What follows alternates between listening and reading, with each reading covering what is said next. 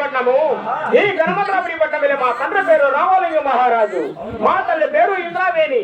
వాళ్ళు ఇరువరి గర్భమన మేము ఎద్దుకొమ్మల వల్ల ఇద్దరమే పుట్టి ఉన్నాము బాబా. బాబా నా పేరు నల్లతమ్మి రాజు, నా చిన్న పేరు నల్లతంగ. అంత చిన్న వయసులోనే మా తల్లిదండ్రులు హిందూ మనైనారు.